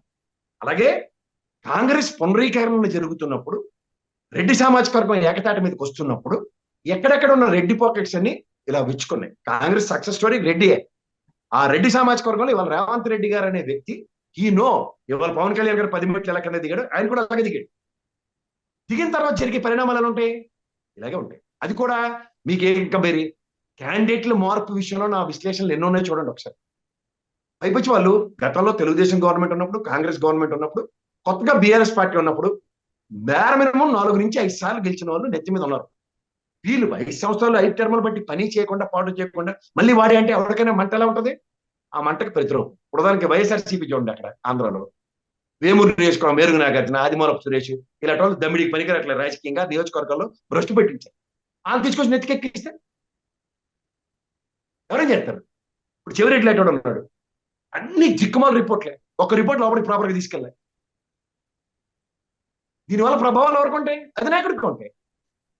అబ్సల్యూట్ మెజారిటీస్ వచ్చే దగ్గర క్యాండిడేచర్ మార్పు కోరుకుంటుంది కదా. పిల్లలు మార్చినట్టు దాని పిల్లలే కదా, ఇటు తీసుకెళ్ళి ఆడబెట్టినా అక్కడి నుంచి ఇక్కడ తీసుకెళ్ళి అవే పిల్లలు కదా. అప్పుడు అదే గొప్ప స్ట్రాటజీ అన్నారు సార్. మార్పుల్లో నాయకత్వ మార్పు కోరుకుంటున్నది అధినాయకుడు గ్రహించకపోతే దాని కాన్సిక్వెన్స్ ఎలాగే ఉంటుంది. ఎలక్షన్స్ ముందు అదే గొప్ప స్ట్రాటజీ అన్నారు కదా జగన్మోహన్ రెడ్డి. అసలు నియోజకవర్గాల నుంచి మార్చడము అదే చాలా గొప్ప స్ట్రాటజీ. 80 మందిని మార్చమని నా విశ్లేషణలు నిన్న చూడండి. కానీ 80 మందిని మార్చి తీరాలని చెప్పిన విశ్లేషణలు చూడకుండా నేను అదే చెప్తున్నాను సార్, నా విశ్లేషణలు కరెక్ట్ గానే ఉన్నాయి. మార్పు కోరింది నేనే మొదట 80 మందికి గ్రాస్ రూట్ లెవెల్లో పనులు లేవని. నేనే సెఫాలజిస్ట్ కాదు కదా సార్. నాకు సేపర్ ఇన్స్టెంట్ నాకు ఒక 50-100 నియోజకవర్గాలు ఇచ్చి ఆ ప్రశాంత్ కిషోర్ గడికి వాళ్ళకి ఇచ్చినట్టు నన్ను చేయమంటే నేను చేసి ఇస్తున్నాను. నాకు ఎవరు డమ్మిడి ఇవ్వకుండా నేనే నా ఆనందాన్ని చంపుకోలేక వెళ్ళి నియోజకవర్గాల వారిగా కొన్ని ప్రాథమిక గణాంకాలతో నేను చేసిన విశ్లేషణలే. విశ్లేషణ వేరు, సెఫాలజిస్టులు చేసే పనులు వేరు. విశ్లేషకుడు గ్రాస్ రూట్ లెవెల్లో మనుషులకు అందుతున్న సంక్షేమాల మీద. ఇప్పుడు నేను రైతు బంధు పథకం తెలంగాణలో సక్సెస్ స్టోరీ. నేను రైతు బంధు అందుకున్న వాళ్ళందరితో ఇంటర్వ్యూ చేస్తే నాకు పాజిటివ్ అనాలిసిస్ వస్తుందా, నెగిటివ్ అనాలిసిస్ వస్తుందా? ప్రధానికి ఇక్కడ మనకి ఇదేంటది మునుగోడు ఎలక్షన్ నేను మొదటి నుంచి చెప్తున్నా, 1000-10,000 లోపల తప్ప ఇంపాసిబుల్ టు నెక్స్ట్ అని. ఏమైంది? అదే ఎలక్షన్ అయింది. కోమటిరెడ్డి అక్కడ స్టార్ ఇవాళ ఎలా గెలిచాడు అతను, వాళ్ళిద్దరు బ్రదర్స్. అది ఒరిజినల్ మన ఎబిలిటీ వాళ్ళది, రెడ్డి పరంగాను కాంగ్రెస్ పరంగాను. బట్ పక్క పార్టీకి పోతే నియోజకవర్గంలో క్యాండిడేట్ ని జస్టిఫై చేయరు. ఈటల రాజేంద్ర గారి కూడా ఏమైంది తెలంగాణలో? ఆయన మాకు కావాల్సిన పెద్ద ఐకానిక్ పర్సనాలిటీ, కేసీఆర్ గారి తర్వాత అంత గొప్ప వ్యక్తి. బట్ బీజేపీ పరంగా టాలరెన్స్ 0. మన జనరల్ ఎలక్షన్ ఎందుకు ఓడిపోయాడు? ఎందుకంటే కన్సిడరేషన్స్ ఒక్కొక్క పార్టీ నుంచి ఒక వ్యక్తికి ఏ విధంగా ప్రజలు ఇస్తారన్న దగ్గర అధినాయకుడి దగ్గర రీడింగ్ ఉండాలి. క్యాండిడేట్ జస్టిఫికేషన్స్ అనేది అతని డిస్క్రిప్షన్, మన చేతిలో ఉండదు కదా. సో ఎప్పుడైతే ఒక నాయకుడు, ఇప్పుడు ప్రకాశం జిల్లాలో చంద్రశేఖర్ గెలిచాడు. అతను ఒకటే ఎందుకు గెలగలిగాడు? Because the damages what has been made by the previous person, అది నిరంతరం ప్రజల్లోకి వెళ్ళి దాన్ని అడ్రస్ చేసుకుంటున్నాడు. అంత 4 నెలల పాటు నిరంతర కృషికి ఫలితం అలా ఉంటుంది ప్రజల నుంచి. క్యాండిడేట్ మార్పును కూడా మీకు జస్టిఫై చేసి చెప్తున్నాను. ఇదే ఆలమూరు సురేష్ పక్కబోయాడు, ఏం ఉపయోగం అక్కడ కొండపై? క్యాండిడేట్ ఎబిలిటీ 0, కాంపిటెన్సీ లెవెల్ 0, నియోజకవర్గానికి మొత్తానికి మంత్రిగా కూడా చేసింది శూన్యం. ఇవి నియోజకవర్గానికి పోతే ఎక్కడ అవుతుంది? సేమ్ వేమూరు మేరుగు నాగార్జున కూడా అదే పరిస్థితి. అక్కడ పోయాడు, ఏమైంది? సంతనోతల పాడు. సో ఇట్లాంటివి మేము చెప్పినవి చెప్తూనే ఉన్నాం సార్. మాకు డైరెక్ట్ గా తెల్లారులు వచ్చి చంద్రబాబు గారితో గంట మీటింగ్, లేదా జగన్మోహన్ రెడ్డి గారితో గంట మీటింగ్ ఉండి ఇవన్నిటితో మాకు 7 సార్లు ఇలా అయిందంటే మా ఆధార సమాధానం వాళ్ళు ఈ రోజు దాకా నేను కళాకాలేదు, ఎవడ కూడా తెలియదు ఎందుకు చెప్పాలని. అలాంటి వాళ్ళు పట్టుకొని నన్ను చంపుకు తినేస్తే నేను ఏం చేస్తాను? కాదు సార్. గ్రాస్ రూట్ లెవెల్లో ఇప్పుడు నేను మీతో మాట్లాడినప్పుడు, మీతో నాకు 10 నిమిషాలు మాట్లాడితే మీరు ఖచ్చితంగా తెలుగుదేశం, నేను మీకు వేసి ఓటు తెలుగుదేశం టికెట్ కొంటా ఎగ్జాంపుల్. అలా ఇంకోటితో మాట్లాడినప్పుడు ఆడు తెలుగుదేశం ఆడు తెలియదు. ఇలాంటివి నా దగ్గర ఒక అనాలిసిస్ లో ఈ నియోజకవర్గంలో ఒక 50 మంది తెలుగుదేశంకి అడ్వాంటేజ్ ఇస్తున్నాం. తర్వాత తెలుగుదేశం చాలా స్తబ్దంగా నెమ్మక నీరు ఎత్తినట్టు కూర్చొని ఉన్నారు. ఎక్కడ క్యాంపెయినింగ్ లేవు, ఏమీ లేవు, గ్రాస్ రూట్ లెవెల్లో. ప్రజల టర్న్అవుట్, ప్రజా తీర్పు వాళ్ళకి బడబాగ్ని లోపల దాచుకుని టైం వచ్చినప్పుడు కొట్టారు. ఇది సంక్షేమ ఫలాలు అందుకున్న వాళ్ళు 3,75,00,000 పైచీలు కొన్న వాళ్ళు 5 కోట్ల జనాభాలో ఎవరిని అడిగినా బ్రహ్మాండంగా అందుతాం సార్. టిట్కో ఇల్లుకి వెళ్తే ఈ ఇల్లు మాకు ఇచ్చారు సార్, లేకపోతే జగనన్న కాలనీకి వెళ్తే సార్ ఇది మా ఇంద్రప్రస్థానం సార్, ఇలా కట్టుకోగలిగామని మాట్లాడిన అనాలిసిస్ మా దగ్గర ఉంటాయి. టిట్కో ఇల్లు ఎక్కడ ఇచ్చారు సార్? ఏం టిట్కో ఇల్లు చేయగలుగుతాం ఇవ్వలేదు చెప్పండి. అసలు. టిట్కో ఇల్లు అని మురగబెట్టాడు కదా జగన్మోహన్ రెడ్డి. టిట్కో ఇల్లు ఎక్కడ టిట్కో ఇల్లు ఇచ్చారు? అనేది దాంట్లో 25,000 కోట్ల క్రైమ్ జరిగింది. మీరు ఏం గతంలో సార్? ఎన్డీఏ గవర్నమెంట్ లో వెంకయ్యనాయుడు ఎత్తేసి వైస్ ప్రెసిడెంట్ చేశారు. ఆ, బండారు దత్తాత్రేయ ఈఎస్సీ స్కామ్ మన అచ్చెన్నాయుడును ఇక్కడ తెలంగాణలో నాన్న తిప్పలపడ్డారు. స్కామ్ చేసిన వాళ్ళు అందరూ బ్రహ్మాండంగా ఉన్నారు. ఏమి సరే, ఈ 5 సంవత్సరాల జగన్మోహన్ రెడ్డి మాట్లాడరు ఎవరు. ఆహా, 5 సంవత్సరాలు జగన్మోహన్ రెడ్డి ఏం బయట పెట్టగలిగాను సార్ అవన్నీ. కానీ ఒకటి సార్, అంటే ఇప్పుడు మీరు చెప్పారు ఇప్పుడు కమ్మ కాపు కలిసింది, సో అది స్ట్రాంగ్ ఫ్యాక్టర్ అని. ఆ స్ట్రాంగ్ ఫ్యాక్టర్ మీరు ఎలక్షన్స్ ముందు ఎందుకు గ్రహించలేకపోయారు? ఎలక్షన్స్ ముందు చంద్రబాబు తెలుగుదేశం గెలవబోతుందని మీరు ఎందుకు చెప్పలేకపోయారు? అప్పుడు వైఎస్ఆర్సీపీ గెలుస్తుందని అంత డంకా బజాయించి ఎందుకు చెప్పారు? అరే ఇంత ప్రశ్నించడం చాలా ఈజీ సార్. అటుపక్క నుంచి ఉన్నారు కాబట్టి ఇటుపక్క వినండి. Hmm. జగన్మోహన్ రెడ్డి అనే వ్యక్తి జగన్మోహన్ రెడ్డితోనే యుద్ధం చేస్తున్నాడు. అయితే 175 లేదా ఆయన ఇష్టం అని చెప్పాను. Hmm. కానీ 50% లాస్ అనుకుంటే 151 గెలిచిన జగన్మోహన్ రెడ్డిలో 50% రిజెక్ట్ చేసుకున్నా 75 గెలిచే ఛాన్సెస్ ఆర్ వెరీ బ్రైట్ అని విశ్లేషించుంటే అది రూమ్ లో కూర్చొని కూడా అనాలిసిస్ చేయటం. రూమ్ లో కూర్చొని అనాలిసిస్ చెప్తున్నాను. నేను చేస్తూ కూడా చెప్పాను. 175 నియోజకవర్గాలు వాళ్ళు జగన్మోహన్ రెడ్డితోనే యుద్ధం చేస్తున్నాడు. ఈ యుద్ధం జగన్మోహన్ రెడ్డి కావాలా వద్దని, కావాలా అన్న వాళ్ళు 40% వేశారు, 60% వద్దు అనుకున్నారు. దాని ప్రభావం 11 జిల్లాలకు 11 నియోజకవర్గాలు కనిపిస్తుంది. నా అనాలిసిస్ అందులో తప్పే ఉందండి. నాకు జగన్మోహన్ రెడ్డి కావాలా వద్దన్నది కాకుండా అరే పలానా ఎక్స్ వండర్ఫుల్ క్యాండిడేట్ వైఎస్ఆర్సీపీ గెలిచేస్తాడు, జగన్మోహన్ రెడ్డిని వద్దు అనుకుంటున్నారు ప్రజలని మీరు ఎందుకు గ్రహించలేకపోయారు? ఎందుకంటే నేను చెప్తాను ఒకసారి. నేను ఎలక్షన్స్ కి కరెక్ట్ గా 4 రోజుల ముందు వచ్చాను. 4 రోజుల ముందు వచ్చినప్పుడు నాకు జనాలతో మాట్లాడితే క్లియర్ గా అర్థమైపోయింది అంటే జగన్మోహన్ రెడ్డి మీద విపరీతమైన హేటెడ్ ఉంది జనాల్లో. 80% జగన్మోహన్ రెడ్డి వద్దు అనుకుంటున్నారు. అంత క్లియర్ గా జగన్మోహన్ రెడ్డి వద్దు అని ప్రజలు గ్రహిస్తున్నప్పుడు మీరు ఎందుకు గ్రహించలేకపోయారు అంటున్నాను. ఇప్పుడు అనుకుందాం, మీరు అనుకున్నట్టు తెలుగుదేశానికి వేస్తామా ఎవరికి వేద్దాం, జగన్మోహన్ రెడ్డి అయితే వద్దని అయితే క్లియర్ గా అనుకున్నారు ప్రజలు. అది కూడా చేశారు. నేను 4 రోజుల ముందు కన్నా నాకు లాస్ట్ 30 రోజుల ఎజెండా ఏంటంటే నియోజకవర్గంలో స్థానిక ఎమ్మెల్యేని ఇంట్రడ్యూస్ చేసే కార్యక్రమంలో నేను నాది హెక్టిక్ స్కెడ్యూల్ ఉంది. ఎమ్మెల్యేలు, ఎంపీలు, మినిస్టర్లు నా కోఆర్డినేషన్స్ లో నాకు ఇంటరాక్షన్స్ కుదరలేదు ప్రజలు. అక్కడ ఏమవుతుందంటే మీకు లాస్ట్ 3 months బిఫోర్ చేసిన అనాలిసిస్ ని మెయిన్ అదే, ఎందుకంటే నియోజకవర్గాల వారిగా నా దగ్గర తర్వాత నేను చేసిన అనాలిసిస్ కూడా సంక్షేమ ఫలాలదే చేశాను. మీరు గమనించట్లేదు. అది ప్రజల నాడి గురించి మాట్లాడుతున్నప్పుడు సంక్షేమం అందుకున్నాడు ఏమనుకుంటారు, ఏం మాట్లాడుతాను నేను వెళ్తే ఈ గవర్నమెంట్ రాకపోతే నాది ఆపేస్తాడు భయంకర నాకు ఫేవర్గానే చెప్తారు కదా నాకు అనుగుణంగానే. నేను అది నాది అక్యుములేషన్ అని చెప్తున్నా. నా అంచనా కన్సాలిడేట్ అయిందా లేదా అని చూసుకుంటే అగ్రిగేట్ ని 40% రిజల్ట్ ఇచ్చింది. కానీ failure of individual Jaganmohan Reddy గారు వద్దు అనుకుంటే పర్సెంటేజ్ మోర్. నిజంగా నాయకుడిని నేను అదే చెప్తున్నాను. ఈ ప్రజాస్వామ్యంలో ఇవాళ కనుక జగన్మోహన్ రెడ్డి గెలిచి ఉంటే సార్, మీకు మళ్ళీ నేను చెప్తున్నాను, దిస్ ఇస్ కార్పొరేట్ డెమోక్రసీ అని అన్నది.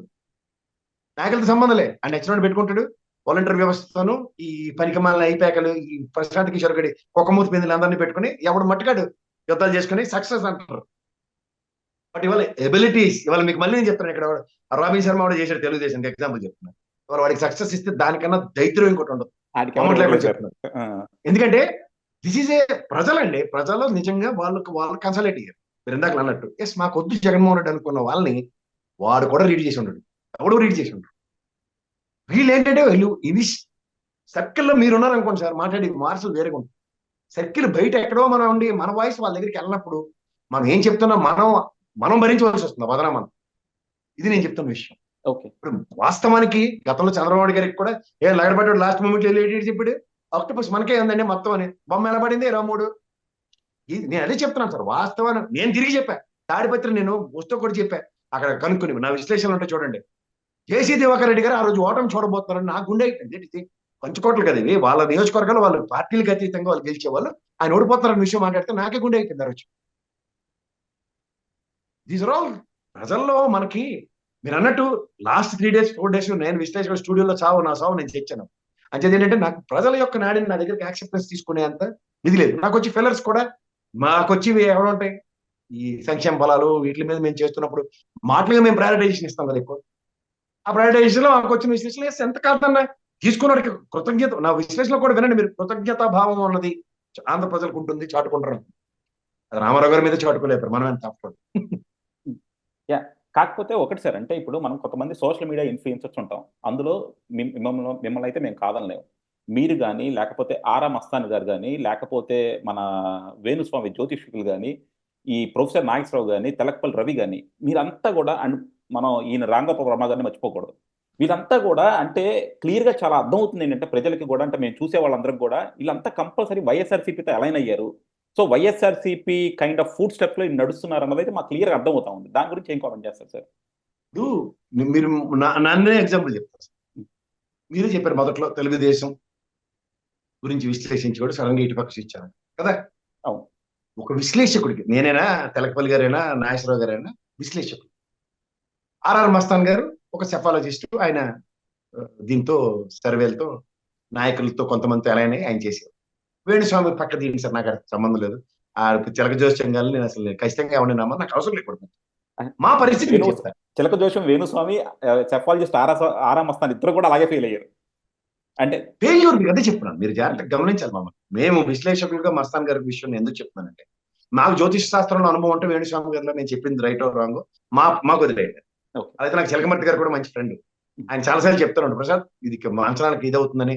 ఆయన చిన్నపిల్లడిగానే ఢిల్లీలో ఉంటాడు, బ్రహ్మాండంగా చెప్పాడు ఆయన. గ్యారంటీగా మీరు చెప్పినట్టే తెలుగుదేశం ఇవన్నీ గెలుస్తున్నాయి అని చెప్పుకొచ్చాడు. అదే వేరే సంగతి. ఇవి నాకు వాట్ వై కనెక్టెడ్. ఇప్పుడు మా సంగతి చెప్పు.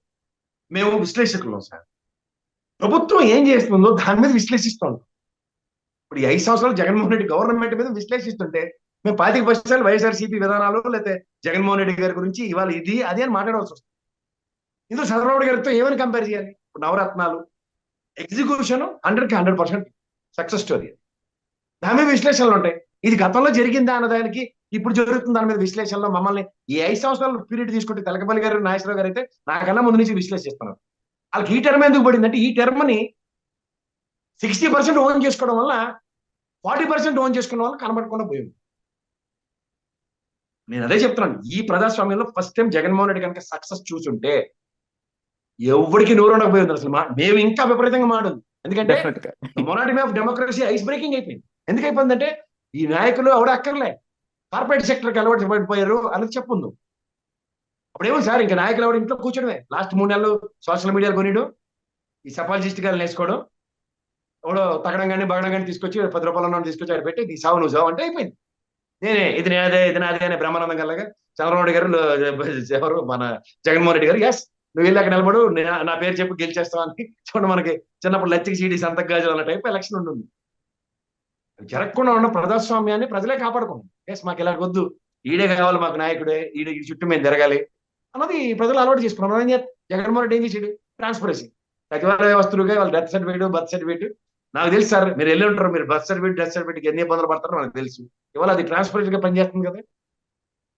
కొన్ని తీసి పడేయడానికి లేవు, మన వ్యక్తిగతంగా చూస్తే చాలా ఉంటాయి. కానీ వ్యక్తి చేసిన పనులు ఒక ఏరాలో జరగంది అద్భుతాలు చేసి చూపించినాయి. సచివాలయ వ్యవస్థలు ప్రజల వద్దకు పాలన ఇప్పుడు రామారావు గారు చెప్పింది విన్నాం. తర్వాత అంబేద్కర్ గారు మహాత్మా గాంధీ కన్నా కళ్ళ గ్రామ స్వరాజ్యం అనేది నేనైతే ఖచ్చితంగా చూశాను. విలేజ్ క్లినిక్లు కానీ, సచివాలయ వ్యవస్థ కానీ, నాడు నేడు స్కూల్స్ కానీ, ఆర్బీకే సెంటర్ సక్సెస్ స్టోరీ. దాంట్లో ఎవరితోనో నేను డిబేట్ చేయడానికి సిద్ధంగా ఉంది.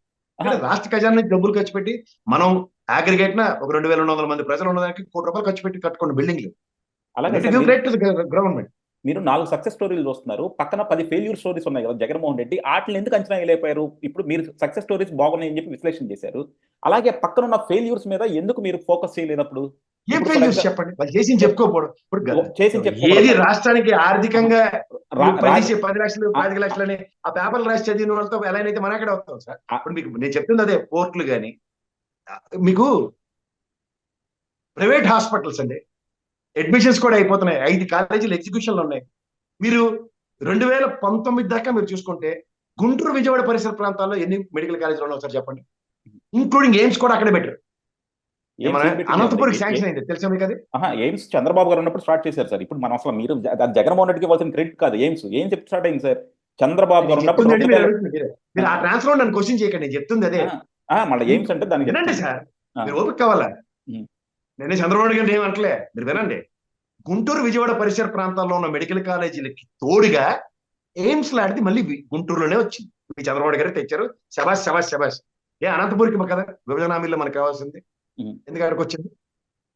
పాయింట్ 1. రెండోది, మనకి మెడికల్ ఫీల్డ్ లో ఇవాళ మనకి ఎంత కాదన్నా 1 to 10 స్కేల్ ఆరోగ్యశ్రీ త్రూగా రాజశేఖర రెడ్డి గారు ప్రవేశపెట్టింది సక్సెస్ స్టోరీ కదా, అది సక్సెస్ స్టోరీయే కదా. అవును, ఇవాళ ఆరోగ్యశ్రీ డెఫినెట్ గా. విలేజ్ క్లినిక్లు, ఇంటికి డాక్టర్ అన్న కాన్సెప్ట్ సక్సెస్ అయిందో లేదో ఒకసారి చూడండి మీరు. సక్సెస్ కాలేదంటే మాట్లాడదాం. అండ్ మండల స్థాయిలోను జిల్లా హెడ్ క్వార్టర్స్ హాస్పిటల్ తీసుకొచ్చి చేసే అంత ఓపెన్ హార్ట్ సర్జరీలు ఇవాళ మండల ఆఫీసుల్లో జరుగుతున్నాయో లేదో చెక్ చేయండి. వీటికి నేను ప్రభావితం అయ్యాను.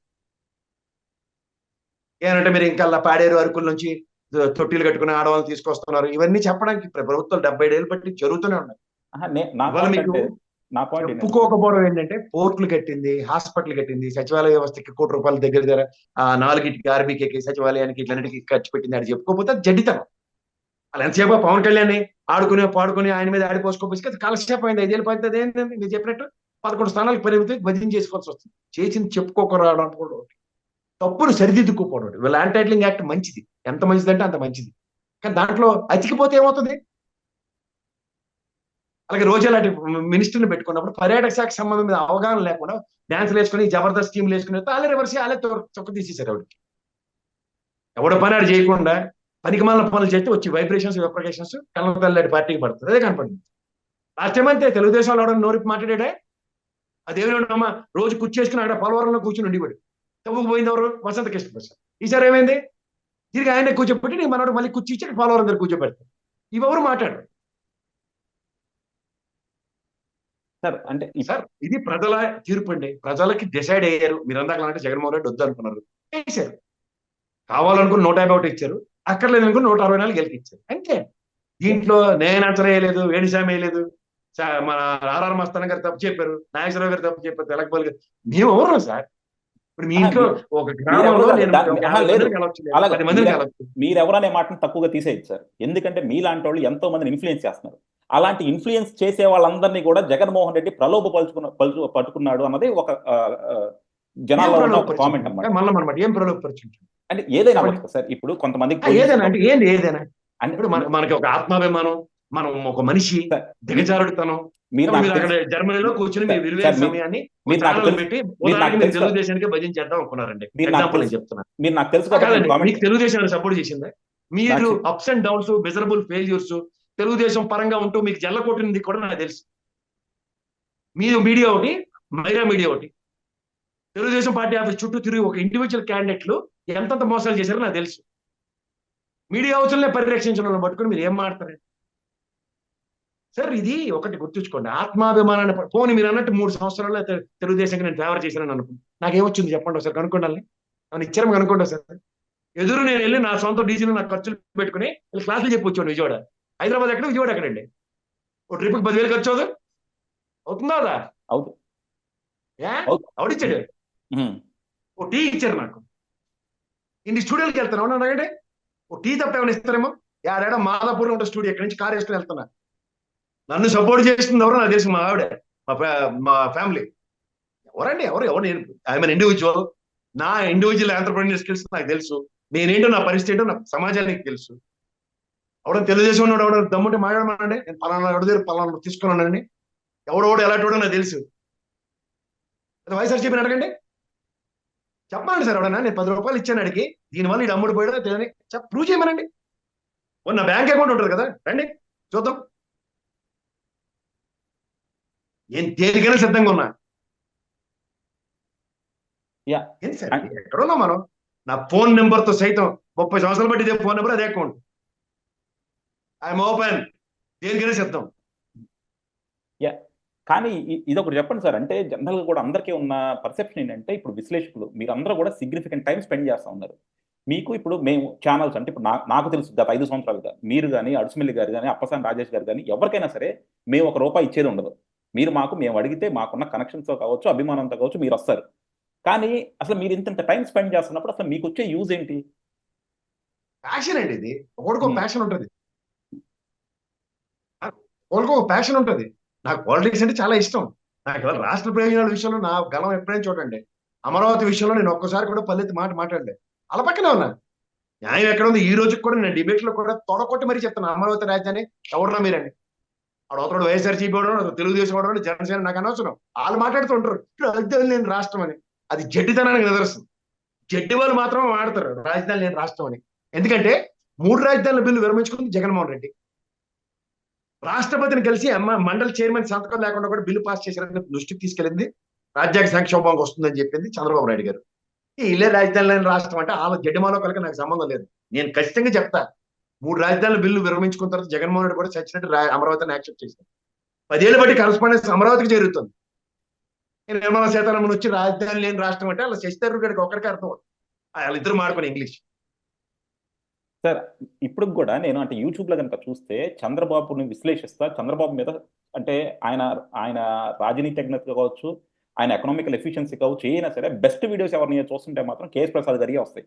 అమరావతిలో కూడా ఇప్పుడు కూడా మాకు టాప్ హిట్ వీడియోస్ ఏదైనా ఉందంటే కేఎస్ ప్రసాద్ గారు చంద్రబాబు గారి మీద చేసిన పాజిటివ్ అనాలిసిస్. సో అలాంటి పాజిటివ్ అనాలిసిస్ లేకపోతే అప్రోప్రియేట్ అనాలిసిస్ మేము మళ్ళీ మీ నుంచి ఇప్పుడు ఎక్స్పెక్ట్ చేస్తాం. ఇప్పటికి కూడా నేను ఇవ్వను. ఎందుకు ఇవ్వనంటే ప్రభుత్వ పరంగా చేయవలసిన పనులు చంద్రబాబు గారు చేసి కూర్చొని ఉన్నారు. ఇప్పుడు మీరు అక్కడ జర్మనీలో ఉద్యోగం మానేసి వచ్చి మీరు పెట్టి ఛానల్ అక్కడ పెట్టండి. అది అభివృద్ధి అంటే. అది ఎవరు చేస్తాడో ఎవరి చేతిలో ఉంది. అంటే 50 జగన్మోహన్ రెడ్డి గారు అమరావతిలో పలానా ఇండస్ట్రీ పెడతాను, పలానా హాస్పిటల్ పెడతాను, పలానా కాలేజీ పెడతానంటే ల్యాండ్ ఏమైనా మనం చర్చించి ఎప్పుడైనా మీరు వార్తల్లో ఏమైనా చదివారా? కూడా పంపించారు కదా సార్ ఆయన. ఏం పంపించారండి మళ్ళీ మనం చెప్పండి ఒకసారి. రండి కూడా చెప్పాలి కదా. బెస్ట్ అమర్రాజానే ఉంది కదా సార్ బెస్ట్ ఎగ్జాంపుల్. మళ్ళీ వేరేది ఎందుకు చెప్పుకోవటం? అమర్రాజు వెళ్ళిపోయిందా? కరకంబాడిలో తిరుపతి వెళ్ళండి మీరు. ఇప్పుడు కూడా కరకంబాడిలో ఉంది. నేను ఇంకా ఉంది. నేను మొన్న కరకంబాడి నుంచి వెళ్ళి వచ్చాను. సార్ మీరు ఏం మాడుతున్నారు సార్? ఒక వరల్డ్ లెవెల్ లో ఇండస్ట్రియల్ ఎగ్జిబిషన్స్ జరుగుతుంటే ఇక్కడ నుంచి ఎంపీ స్థాయిలో ఉండి ఆయన వెళ్ళి అమర్రాజా బ్యాటరీని తెలంగాణలో మహబూబ్నగర్ లో పెట్టారు. Industrial incentives, next tax evaluations ఎవరు ఇస్తున్నారో ఒకసారి చూసుకోండి. మీరు ఇంత డైహార్డ్ ఫ్యాన్ కదా చంద్రబాబు నాయుడు గారికి. చంద్రబాబు నాయుడు గారు బీజేపీ ఎన్డీఏతో ఎందుకు విభేదించారో తెలుసా మీకు ఎవరికైనా? ప్రత్యేక హోదాకి ధీటుగా ప్రత్యేక ప్యాకేజీ విత్ ఇండస్ట్రియల్ ఇన్సెంటివ్స్ ఉంటే అన్నది అసెంబ్లీ తీర్మానం. ఇప్పుడు స్పెషల్ పర్పస్ వెహికల్ ఉంది, దాన్ని డ్రైవ్ చేస్తున్న జీవీఎల్ ఒకడే, వాడికి తప్ప ఇంకెవరికి తెలియదు అది స్పెషల్ పర్పస్ వెహికల్ అంటే. అలా దాంట్లో మనకు పడుతున్న సేకరణ దెబ్బలకి ఎన్డీఏ కూటమి నుంచి బయటకు వచ్చారు చంద్రబాబు నాయుడు. ఈ ఇండస్ట్రియల్ ఇన్సెంటివ్స్ ఎందుకు ఎత్తిసారో తెలుసా మీకు? నాకు తెలియదు, చెప్పండి సార్. ఇండస్ట్రియల్ ఇన్సెంటివ్స్ తమిళనాడు ప్రజలకు ఈల్డ్ అయ్యి, బాబు ఇండస్ట్రియల్ ఇన్సెంటివ్స్ అన్ని ఆల్కే ఇస్తే యాన్సిలరీ యూనిట్స్ అన్ని ఎగిరిపోతాయి. మీకు కియా మోటార్ పక్కన యాన్సిలరీ యూనిట్స్ ఎందుకు వెళ్ళిపోయో తెలుసా? వీళ్ళు గోరంట్ల మధుగడి ఆ జడ్డి మీద ఏదో చేసాడని అపవాదు మోసుకొని వస్తున్నారు. కానీ జస్ట్ 150 కిలోమీటర్ల రేడియస్ లో తెలంగాణ ఆంధ్రప్రదేశ్ కి తమిళనాడు అండ్ కర్ణాటక బార్డర్స్ ఉంటాయి. తమిళనాడు ఆ ప్రాజెక్టులన్నీ ఎత్తుకెళ్ళిపోయింది యాన్సిలరీ యూనిట్స్. మీకు అర్థమవుతుందా? ఎందుకు? ఇండస్ట్రియల్ ఇన్సెంటివ్స్ లేవని. వాడు వెళ్ళి పేలింది ఏంటంటే మాధవ్ గడి వెళ్ళి ఎందుకు తరలిస్తున్నారు, కమిషన్లు ఎవడని అడిగాడా అన్నది అశ్వత్థమాత కూర్చున్న కమిషన్లు ఎవడు అడిగాడు అన్నది వినపడుతుంది. కమిషన్ అన్న పదం ఆడికి అప్లై చేసుకుని ఆయన వాడికి చూపారు. అని ఎడ్డిమాలోకం పనులు ఎవరు చేశారన్నది మాత్రం ఎవరు ప్రశ్నించారు.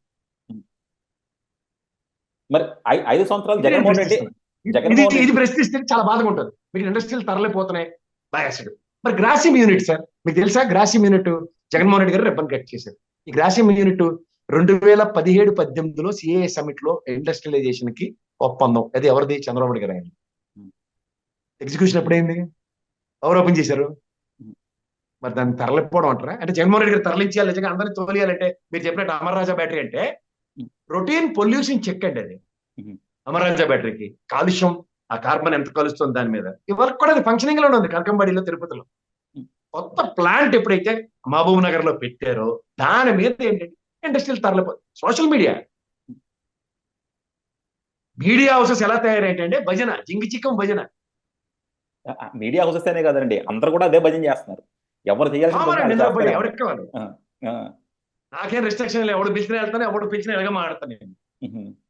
దానికి కౌంటర్లు ఉండవు. అప్పుడేమో పేటిఎం ఇటు వైఎస్ఆర్సీపీకి జాయిన్ అయిపోయాడు. ఏం సార్ నేను బాగానే మాడతాను కదా? అదే సార్ బాగానే మాడతాను. మీరు చాలా క్లియర్ గా మాట్లాడుతూ ఉన్నారు. నేను అడిగేది దానికి నేను ఇప్పుడున్న ఈ భౌగోళిక అందరికన్నా నేను అధికార ప్రతినిధికి పనికొస్తాను, పనికిరాను ఏ పార్టీకైనా డెఫినెట్ గా పనికొస్తారు. ఇప్పుడు నేను అంతకుముందు కూడా మీకు చెప్పాను, అంటే మనం ఆఫ్లైన్ లో మాట్లాడుతున్నాం. నాకు నిజంగా ఆనందం ఉంటే ఎవరో మీలాంటి వాళ్ళు ఎవరు ఇంత మాట్లాడేస్తారు కదా మీరు, అప్పటి నాకు లాబింగ్ చేయరా. ఉమ్. నాకు ఇష్టమైతే తెలుగుదేశంలో జాయినవచ్చు, ఎందుకంటే నాకు ప్రైమరీగా రాష్ట్రానికి ద్రోహం చేస్తున్న కాంగ్రెస్ బీజేపీ అంటే నచ్చదు. వీళ్ళతో ఆవిడ ఉంటే అదంటే నాకు అసలు పడదు. నేను మొమ్మటి లేకుండా చెప్తున్నా. మరి గత 5 సంవత్సరాలు బీజేపీతో అంటగాగాడు కదా సార్ జగన్మోహన్ రెడ్డి కూడా. ఇంటర్ప్రిటేషన్ అండి, ఇంటర్ప్రిటేషన్ కాదు, చాలా క్లియర్ గా ఎవరు ఇప్పుడు కాదు మనం కాదండి. ఇప్పుడు ఎగ్జాక్ట్లీ ఆంధ్రలో తెలంగాణలో అందరూ ఎగేసుకుని ప్రతి అందరూ ఎస్ మేము ఉన్నామని ఎక్కడైనా నాగార్జునలో ఇచ్చుకుంటే మేమేం చేస్తాం దానికి. ఎగ్జాక్ట్లీ అందరూ బీజేపీ పొలిటీషియన్ గవర్నమెంట్ లో ఫ్లోర్ మేనేజ్మెంట్ జరుగుతున్నప్పుడు రాజ్యసభ ఇప్పుడు నాకు 303 స్థానాలు వచ్చినాయి నెక్స్ట్ లాస్ట్ గవర్నమెంట్ లో. ఇవాళ తెలుగుదేశంకి ఏమండి, పొలిటీషియన్ గవర్నమెంట్ కదా.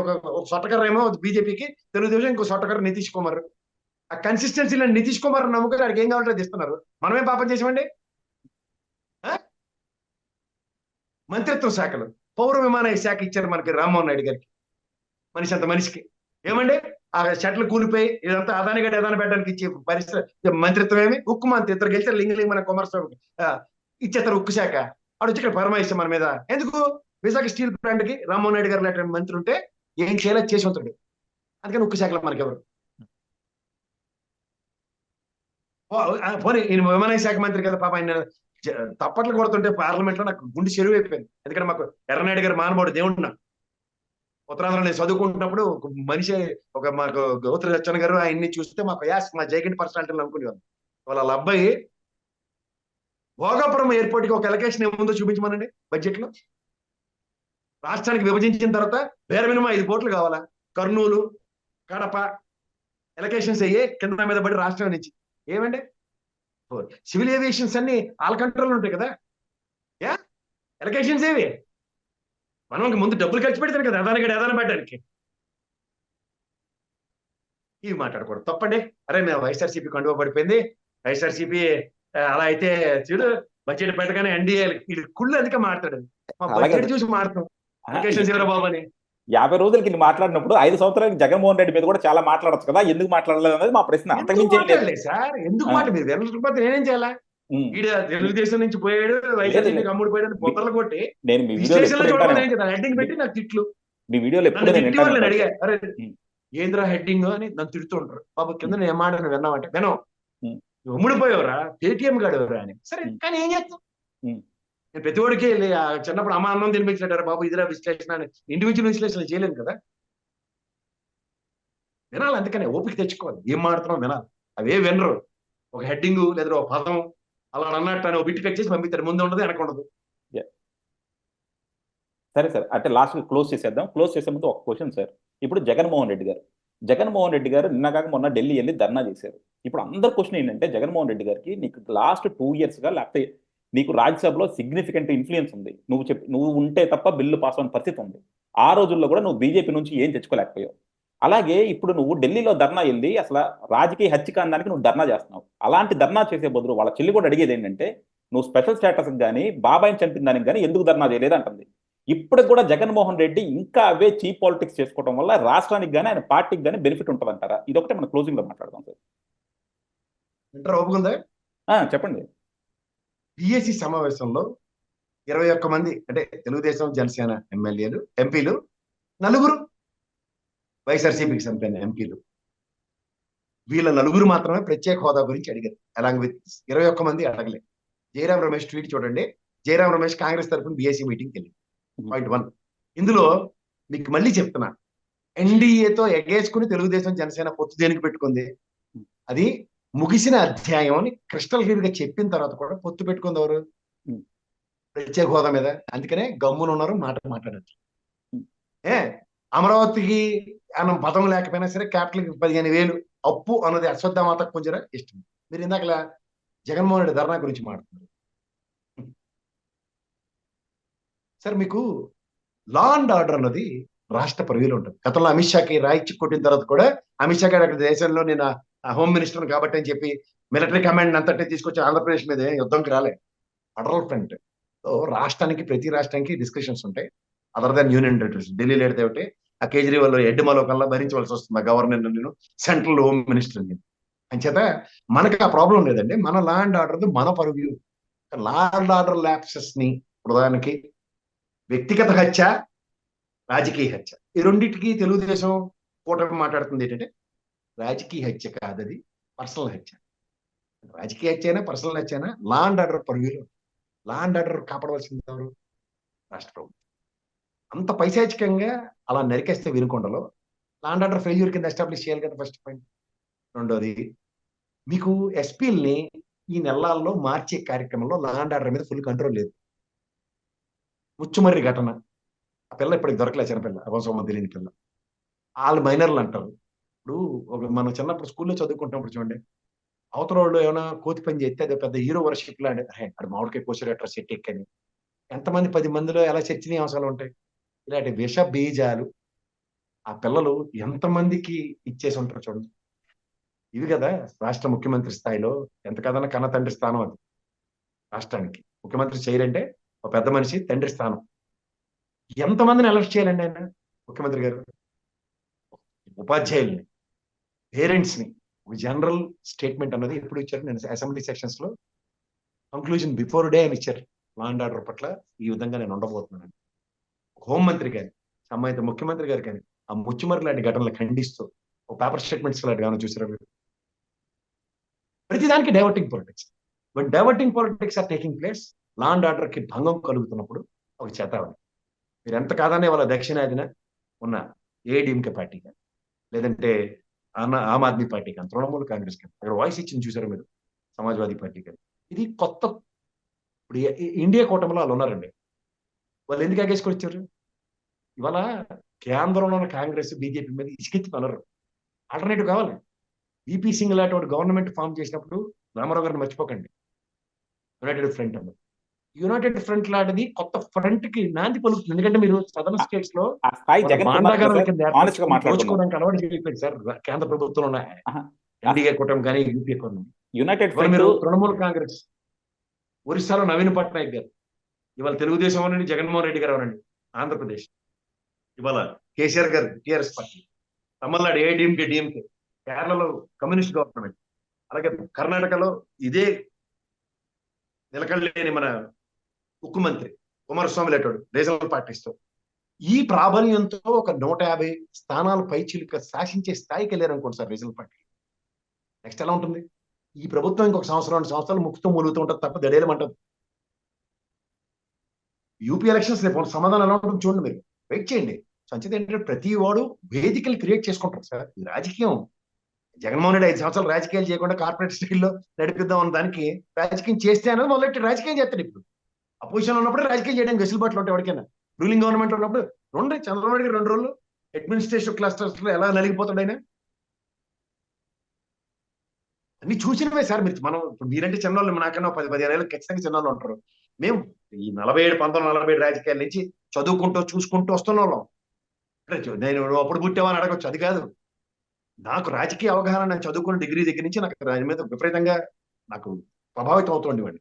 సో నేను ప్రతిదీ క్షుణ్ణంగా పరిశీలిస్తూ, అందరూ ఇప్పుడు రీసెంట్ పాస్ట్ లో పుస్తకాలు చదవడం, వెనక్కి వెళ్ళడం, ముందుకెళ్ళడం, ఇట్లా చూస్తుంటే ఒక మునాటమైన బ్రేక్ చేయడానికి ఒక ప్రయత్నాలు జరుగుతూ ఉంటాయి. ప్రదర్శన ఫెయిల్యూర్స్ ఉంటాయి, సక్సెస్లు ఉంటాయి.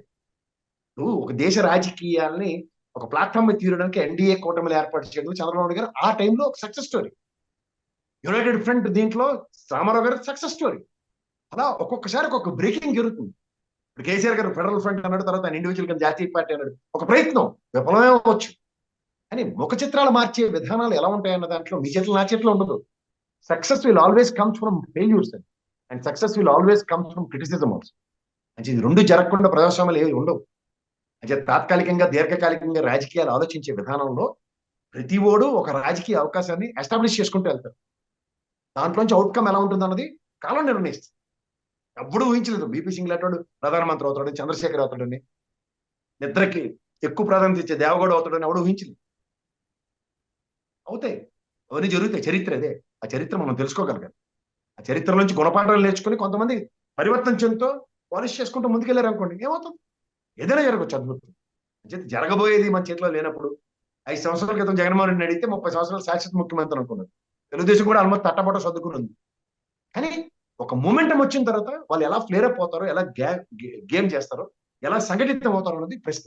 ఆ ప్రశ్నకి ఎవరి దగ్గర సమాధానం ఉండదు. విశ్లేషకులు అవ్వచ్చు, లేకపోతే సెఫాలజిస్టులు అవ్వచ్చు. ప్రజల నాడిని 100కు 100 చెప్పలేము సార్, ఎవరికి సమాధానం ఉండదు. ప్రతి నియోజకవర్గంలో ప్రతి ఒక్కరి గడప తట్టినా సరే అవుట్కమ్ ఇదే ఉంటుందని మాత్రం చెప్పడం ఇంపాసిబుల్. అందులో ఈ ఎలక్షన్స్ లో చాలా మంది గుణపాఠాలు నేర్చుకున్నారు. అంచేత మనం చేతిలో లేని వాటి గురించి మనం ఎక్కువగా ఆలోచించకూడదు. టైం తీసుకోవాలి ప్రతిదానికి. Yeah, thank you sir, thank you very much. అడగగానే వచ్చినందుకు, అలాగే ఏదైనా ఒక ఇబ్బందికర ప్రశ్నలు వేసినా సరే నొచ్చుకోకుండా సమాధానాలు చెప్పినందుకు thank you very much sir. ఏముందండి, ఇబ్బంది ఏముంది? పొలం గట్టులతో గురువునే మన ఇద్దరికి. యా, ప్రశ్నకి సమాధానం ఉంటుందండి, ఉండకుండా ఏం లేదు. అది ఎంతమంది తీసుకుంటారు అన్నది వాళ్ళ చేతిలో ఉంటుంది, అది మన చేతిలో ఉండదు. యా, కానీ మన అసోసియేషన్ మాత్రం ఇలా కంటిన్యూ అవ్వాలని అయితే ఆశిస్తాను sir. Thank you very much sir, thank you. Discussion ఎప్పుడు బ్రేక్ అవ్వలేదు, ఆర్గ్యుమెంటల్ గా మన ఇద్దరం డిఫర్ అయ్యాం. Mhm. ఈ ఆర్గ్యుమెంట్ మీద నా ఆర్గ్యుమెంట్ నాది. Mhm. అది రెండు ప్రజలకు తీసుకెళ్లే దాంట్లో మన ఇద్దరం అలైన్ అవ్వలేము కాబట్టి యా, కొంత అసలు గ్యాప్ వచ్చింది. అంటే బేసిక్ గా నాకు అదొక ఒకటే అర్థం కాదు సార్. చాలా మంది కూడా ఏం చేస్తున్నారంటే డిఫరెన్స్ ఆఫ్ ఒపీనియన్ ఉంటే వర్క్ చేయట్లేదు అనమాట. అసలు డిఫరెన్స్ ఆఫ్ ఒపీనియన్ ఉంటేనే కదా అవతల వాళ్ళకి కరెక్ట్ మెసేజ్ వెళ్తుంది. అంటే మనకి రెండేపుల నుంచి వినిపించాలి కదా. నేను అంటుంది ఏంటంటే ప్రీకన్సీవ్డ్ మైండ్ తోను అటాచ్డ్ మీనింగ్ తోను మనం చూస్తే, ప్రసాద్ అంటే వైఎస్ఆర్సీపీ రా, Mm. ప్రసాద్ అంటే ఆడు పేటీఎం గడ్రా అని ప్రీకన్సీవ్డ్ నోషన్తోను ఇలా మాట్లాడితే నా దగ్గర ఆన్సర్ ఉండదు, ఎవరి దగ్గర ఉండదు ప్రపంచం. మీరు గమనించండి కావాలంటే. Yeah. If you add meaning to that, no, you will never get an answer. Yeah, okay sir, thank you అండి, thank you very much sir.